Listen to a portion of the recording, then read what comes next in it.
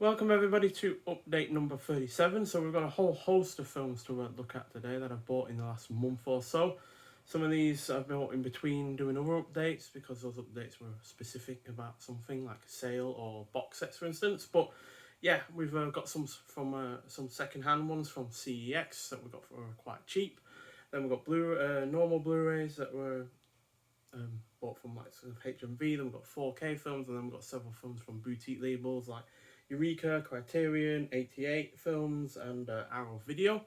So yeah, let's take a quick look at the ones from CEX. Now these still have their labels on because, well, I've not watched them yet, and I don't like to take the labels off until I've seen them. So yeah, because they have quite a good guarantee on them in case they are broken, which yeah would be a little bit of a shame. Just gonna straighten out the camera a little bit there. So yeah, the first of which is Up in the Air, starring George Clooney and Vera Farmiga, is it? Yeah, I think so. But yeah, hang on. Yeah, Vera Farmiga. It's also got Anna Kendrick in it and Danny McBride. Really, really good comedy drama. Really enjoyed it when I first watched it, and for only £1, can hardly argue about that, to be honest. But yeah, just a basic disc on this one. So yeah, hope it works. Because yeah, really rather enjoy that film. And then for only £4, I got Strange Days with Ralph Fiennes, Angela Bassett, and who else was it? Tom Sizemore, Juliette Lewis. So yeah, again, another good cast. Also a really good director because it's Catherine Bigelow that is doing it, who also did, Point Break and The Hurt Locker. So yeah, again, a really, really good film. Hopefully, again, it'll work. And yeah, will be a worthy entrance into my collection. This at least has a printed disc on it, which, there we go, so there is that. And yeah, I like the font on that disc actually for some reason. But yeah, and then for a mere 50p, we have Edge of Darkness with Mel Gibson, directed by Martin Campbell, who also did GoldenEye and Casino Royale. Not quite as good as those two films, but still a really rather solid thriller. And yeah, I remember enjoying it back in the day. And yeah, again, this has a good supporting cast in it. Ray Winstone, Danny Houston. So yeah, even got the score is by Howard Shore, who did all of the Lord of the Rings films. So yeah, again, decent printed disc, and again, for only 50p, can hardly argue with that. And finally, from CEX, in terms of basic Blu-rays, we have The Magnificent Seven from 1960, classic western with, again, another fantastic cast. Steve McQueen, Charles Bronson, and James Coburn, amongst others. Yeah, you got Robert Vaughn, and then you got Eli Wallach, and yeah, fantastic cast overall. And again, not that much in terms of buying it either. So yeah, I'm sure this will get a 4K release or some kind of massive box set with the rest of the films that were released after that. But I fancy just getting it because I haven't seen it for a while. So yeah, now in terms of basic Blu-rays, we got Resident Evil, Welcome to Raccoon City. Easily the better of the bunch of the Raccoon City ones. Oh, why's the camera sliding down? I do apologise. It is quite a rudimentary setup in a lot of ways with this. But yeah, we got easily the best of the Resident Evil films as far as I'm concerned. It's got a properly good plot, it's got good characters, and yeah, the action is really rather good. And yeah, even though in some ways it does look like a live action version of the video game, there's a lot of scenes that are replicated, it's still worthwhile as its own thing. So yeah, I really remember rather enjoying this at the cinema. I don't think I was one of many in the cinema, but regardless, really rather enjoyable. And then in terms of 2022 releases, we have Men. Now, this only got released in the last week or so. So yeah, fantastic cast of Jesse Buckley and Rory Kinnear. So yeah, as far as horror films go, it's definitely one of the best of the year so far. Obviously, there are several more to come, like Bodies, which hasn't been released in the UK yet. But yeah, really, really rather good. Stands up alongside the likes of The Black Phone and the latest Scream film. And then for something completely different, we have Brief Encounter with Celia Johnson, Trevor Howard, and Stanley Holloway. Really, really solid romantic drama. Not typically into these kind of films, but yeah, classic ones like this for whatever reasons are the kind of ones that I enjoy more than anything, quite frankly. Why is my hair playing up? But yeah, still, really, really good film, directed by David Lean, directed really rather well, and yeah, easily one of my favourite films of this kind of genre that I've seen in a while, quite frankly. So yeah, highly recommend that. And then we have, again, something different, Underworld Blood War. So you probably saw it in the box set update that I did a while ago. And I said that this wasn't available in the box set for whatever reason. So yeah, had to buy it separately, but now I have all 5 films. So yeah, it's a decent series. It's definitely more consistent than the likes of the Resident Evil series. And, you know, considering the first 3 of those are alright, and then the other ones are really rather naff, whereas with this Underworld series, it's only really the second one that is a bit of a letdown. And then finally, from the standard Blu-rays, we have Monsters. Now, for whatever reason, this was on sale on the Arrow Video sale. I didn't include it because it's not an actual Arrow Video release, but yeah, it was only a £5, so well worth getting because it's an actually really rather good film. And yeah, you can tell how old this is in terms of the Blu-ray because it comes with a Troll Hunter insert there. So yeah, but a fantastic film. This is the one that gave the director his big start because he then went on to do one of the Godzilla films, I believe. I'm struggling to remember who directed it now. But yeah, it's a really, really fantastic film, and you can see why they would have chosen him to do Godzilla, because this is, again, that kind of thing. And he went about it the same way as he did with Godzilla, really, in terms of kind of not showing the creatures fully in a lot of ways, more grounded from the character's point of view rather than just, you know, massive tracking shots and the like. So yeah, really, really fantastic film. Then we have 4 4Ks. First of which is Mortal Engines. Now, I know a lot of people slated this back in the day, but I really rather enjoyed it, even though at the end of the day it kind of came across as a bit of a tax write-off because they didn't really promote this film whatsoever, and yet it cost $100 million to actually make. So yeah, but I really rather enjoy it as far as, you know, big budget, you know, action films kind of go. And then, again, from 2022, The Bad Guys. Now, for whatever reason, they're not releasing this in 4K in the UK. I don't even think they're releasing it on Blu-ray. So, yeah, I had to import this all the way from America. But being a 4K film, it is obviously region free, so it doesn't matter. Comes with a really nice slipcase, which is, as you can see, really rather well done. And yeah, this is a fantastic film. Easily my favourite animated film of the year so far. Easily beating out the likes of Minions and Lightyear and the like. So yeah, fantastic film. Highly recommend it if you haven't seen it yet. And it also comes with an all-new exclusive short included with this, which I haven't seen yet. But yeah, still really, really good film. And again, highly recommend it if you're into your fun animated films that aren't typical in a lot of ways, because they are, at the end of the day, not the good guys. And then we have Patriot Games with Harrison Ford. This came out 30 years ago now, this film, and yeah, I'm sure it looks good on 4K, but I have yet to actually watch it myself. But for whatever reason, it doesn't come with a Blu-ray, only comes out in 4K, but it doesn't matter, it's still a cracking film regardless. Even if it's not my favourite of the Jack Ryan films, I prefer The Hunt for Red October or Clear and Present Danger. Clear and Present Danger obviously also starring Harrison Ford, but the first Hunt for Red October not doing so. It stars Alec Baldwin in the same role.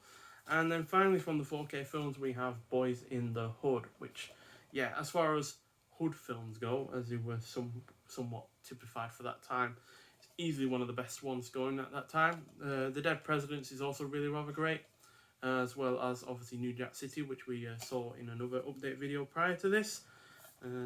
That's on the premium collection from HMV. So yeah, but still, fantastic film, great cast: Ice Cube, Cuba Gooding Jr., Morris Chestnut, Nia Long, Angela Bassett, again like in Strange Days, and Larry Fishburne. That's what he was called back in the day. Obviously, we now know him as Lawrence Fishburne. But yeah, not seen this again since I bought it, but I'm sure it looks fantastic on 4K, especially with the sun-drenched LA landscape that it's set in. Right, now for the big boys in terms of the proper labels. So yeah, like I said, we've got stuff from Eureka, Arrow Video, Network, and Criterion Collection. But firstly, we got from Eureka is Man Without a Star. Now this is a really rather good western starring Kirk Douglas and Claire Trevor, as well as it's got Richard Boone in it. And yeah, even though tonally it's a little bit inconsistent, it goes from the comedy aspects to some really rather dark, violent moments. It's still really, really rather good, especially thanks to Kirk Douglas in that leading role. As per usual, he is a powerhouse in the leading role. So yeah, and you get a nice booklet with this as well. And you see, you also get a shot from the film on the back there with Kirk Douglas.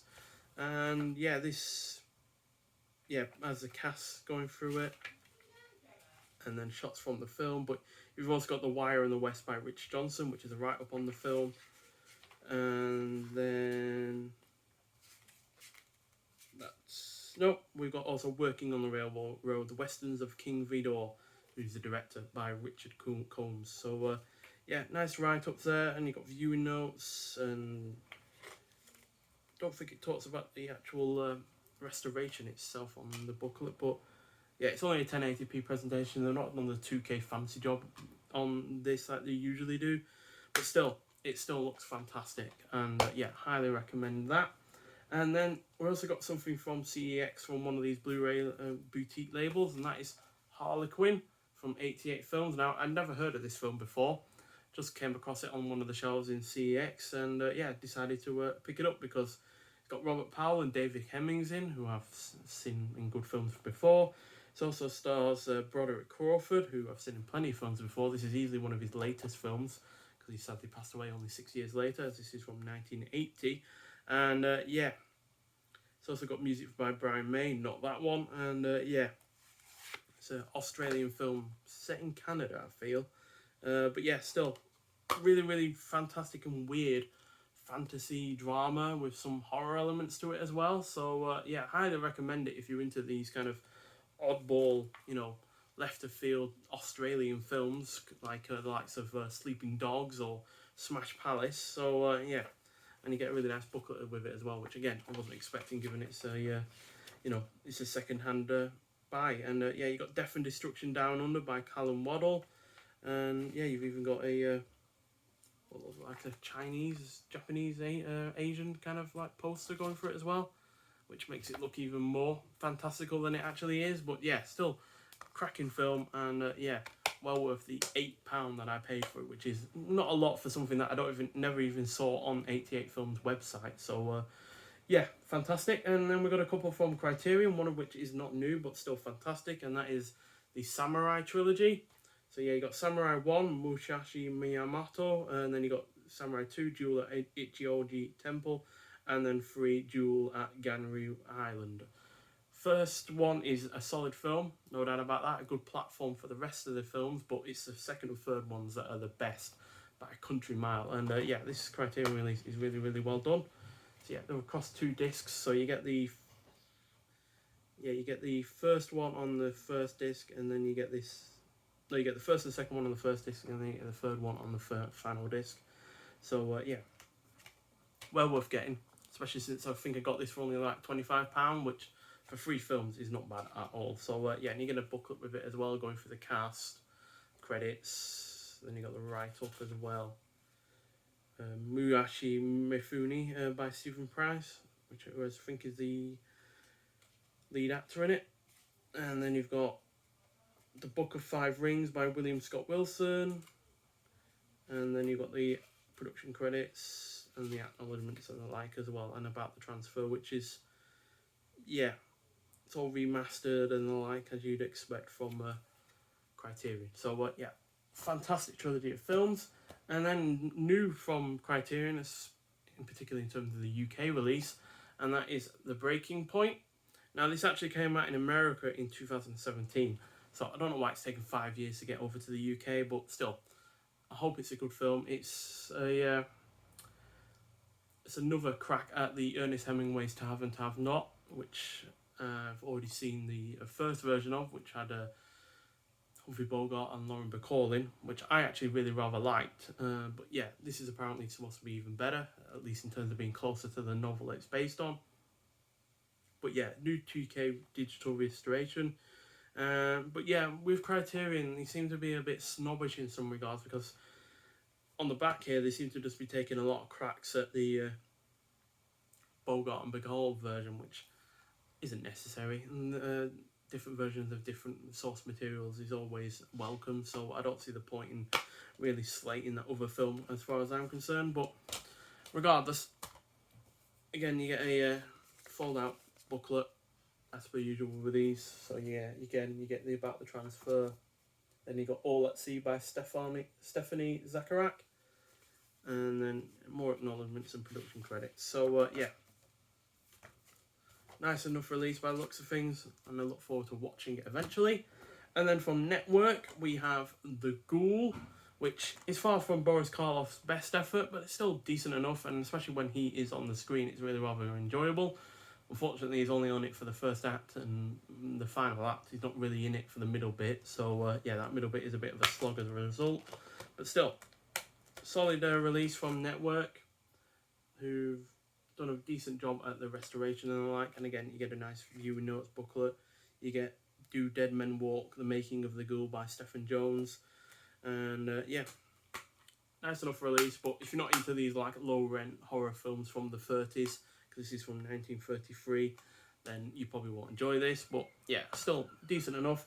And finally, 3 films from Arrow Video, as I caught just the end of their sale, which was cutting films in half in price, so $8.99 instead of the usual 15 or 16. So yeah, and these 3 caught my eye, one of which is because I've already seen it, and that is The Wild Geese in terms of seeing it already. It's a fantastic cast of Rich Tyrus, Roger Moore and Richard Burton. Really, really rather good war film. Really rather quite violent as well for a war film from 1979. Yeah, I think it is. But yeah, this came out in 2013, so it's not a new release by any means. But yeah, fantastic film regardless. A bit long, 135 minutes, but it does a good job of the first half being the setup of the characters and the mission and the like. And then the second half is just pretty much full-blown action for the rest of it. So yeah, well worth seeing it if you haven't already, especially if you're into your war films or that cast. And then also from our video, we have The Night Evelyn Came Out of the Grave. Now, I believe this is another Giallo film, and I've been really into my Giallo films as of late. So yeah, really looking forward to eventually getting around to this. Don't think it's got anyone that I've seen in it before. No, not recognising any of the names, not even the director, to be honest, but still, should hopefully be good, and at the end of the day, I've not spent all that much money on it. And finally, from Arrow Academy / Arrow Video, we have The Big Knife, which, yeah, again, this is one of those films I bought purely because of the cast and the director. So, you got Jack Palance, Ida Lupino, you got Rod Steiger and Shelley Winters, and it's directed by Robert Aldrich, who I've seen plenty from before and really enjoyed a lot of his films. So, yeah, I'm hoping this is good. I think it's a film noir. Yeah, seems to be. It's one of the definitive examples of film noirs, apparently, with Kiss Me Deadly, which is a fantastic film noir. If you've not seen it yet, that's again another Criterion release. So yeah, but yeah, this looks pretty good, to be honest, and I hope it is. And again, you get a really nice booklet with this, a really thick one as well. It's not small whatsoever in comparison to some that we've seen, especially given this is on sale. So yeah, cast and crew. So you got shots from the film. There's Jack Palance there. And then you got Right Up, The Big Knife by Nathalie Morris, which is pretty lengthy by the looks of things. Yep, and then, yeah, that's pretty lengthy. That's several pages long, to be honest. Unless I've just missed another Right Up. Then you got the transfer, which is restored in 2K, so that's nice to see. And yeah, just looks like a really, really solid film. No idea what he's angry about, but I look forward to finding out.